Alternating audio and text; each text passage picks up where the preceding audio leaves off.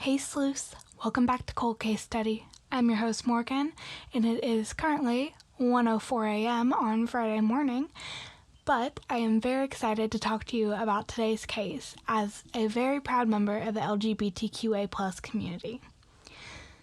As you saw if you follow me on Instagram, at Cold Case Study, or if you read the title of today's episode before clicking to listen, today's case is about the San Francisco Doodler, who killed somewhere between 5 and 16 gay men during the 1970s. He got his moniker for his habit of sketching patrons of gay-friendly establishments as a way to lure in his victims. The main reason people believe he hasn't been caught is due to the stigma around being a gay male in America, both then and now. But before we get into the case, I've got to give some girls a shout out. If you're looking for a true crime podcast to listen to, you have to check out Murder Vibes. The hosts, Kira and Angela, are best friends, and they cover underreported cases and crimes that generally are not covered by the rest of us in the true crime community. They release episodes every Wednesday, so make sure you're ready to listen because you can help solve the case. But with that, let's get into our case. Grab your sleuth book and top off your coffee because we're going to dive straight in, and I've only got one question for you. Can you help solve this cold case? Warning, the following audio contains adult content, mentions of homophobia, dubious consent, sexual situations, and murder. Listener discretion is advised. So, there's not a lot on any of the victims or on the details of this case at all out there.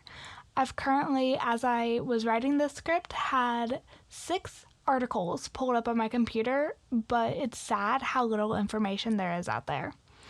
So, of course, not much is known about Gerald Earl Kavanaugh. Gerald had immigrated to the United States from Canada and took up residence in San Francisco, California. On the morning of January 24th, 1974, around 1:30 a.m., a man placed a call to 911. In the released audio, the man said, quote, "I believe there might be a dead person on the beach. I thought I saw someone lying there, but I didn't want to get too close to him because you never know what could happen."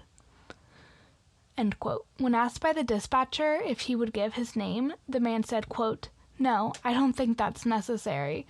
I just wanted to let somebody know. Maybe he needs help or something, but I felt it was my duty to report it." End quote.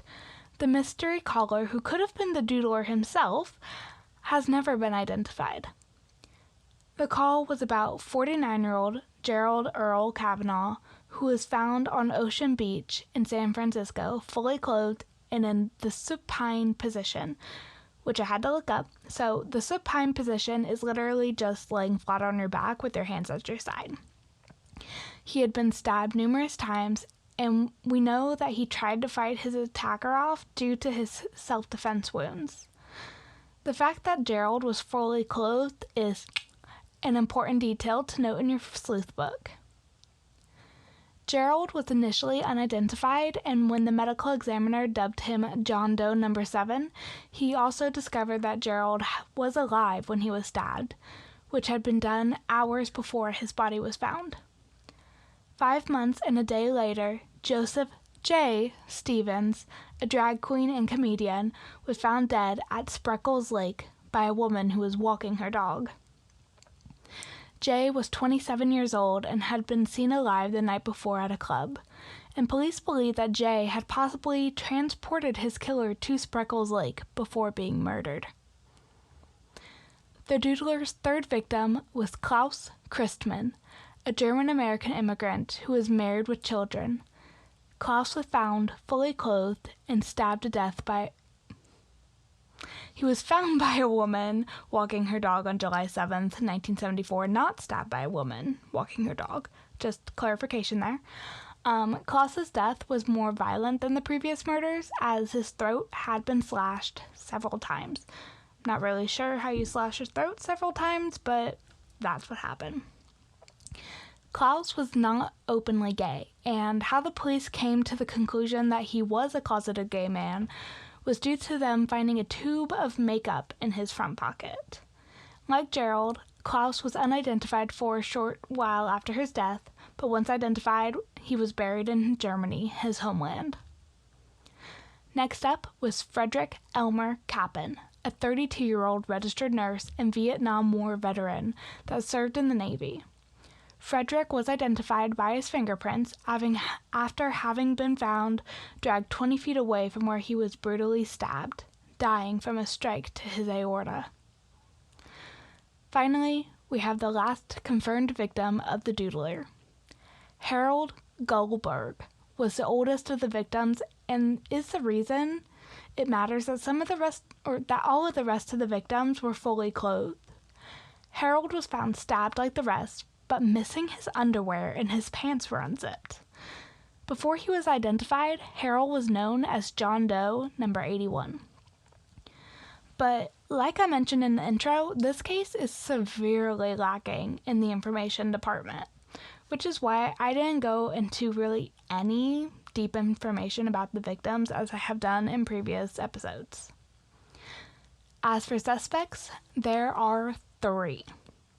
In 1977, 2 men from Redondo Beach were arrested in Riverside County, California, for their potential connection to 28 murders that occurred after, quote, homosexual encounters, but police couldn't connect them to the killings in San Francisco.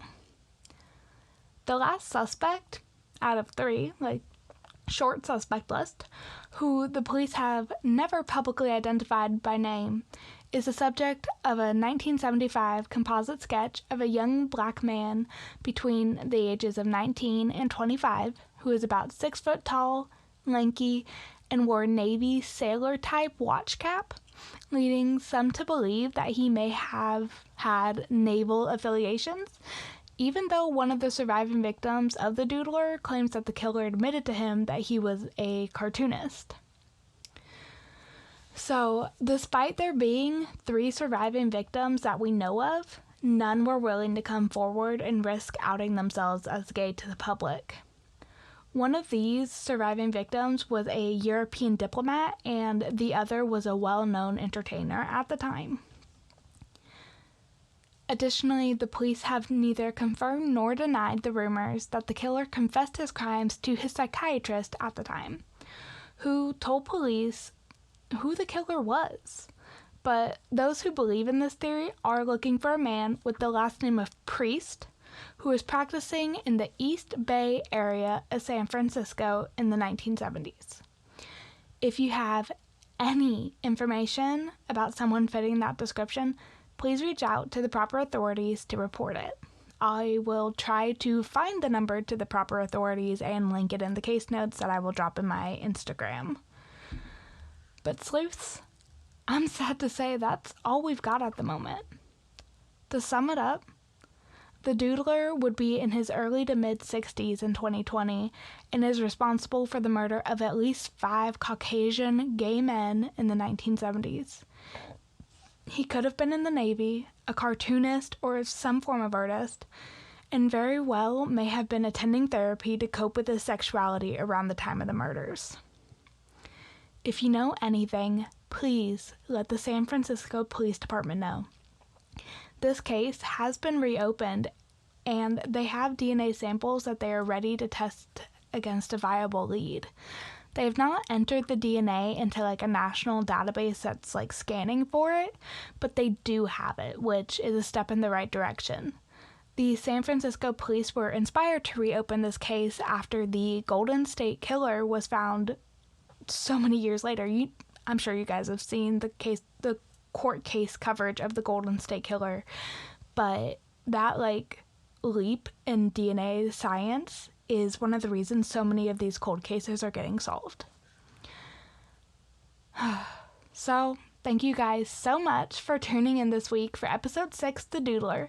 I'm sorry this episode was super short because I wish there was more information I could give y'all, but with the stigma around homosexuality back then, and still now, especially in the older community who would have been in these club scenes in the 1970s, I'm honestly not surprised that this case never really got off the ground and that people still aren't willing to come forward.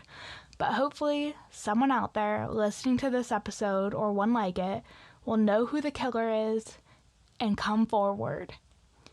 And these victims will finally receive the justice they deserve.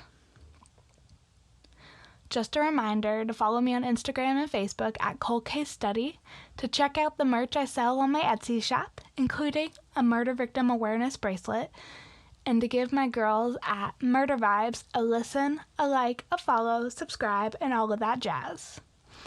And if you like us, please leave us both a 5-star Apple review on a 5-star review on Apple Podcast, y'all know what I meant, so that more amazing people like you can find our shows.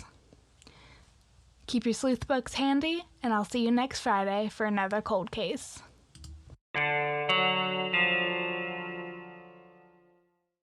Big shout outs this week to my big brother Travis, who paid for this new microphone that I'm using.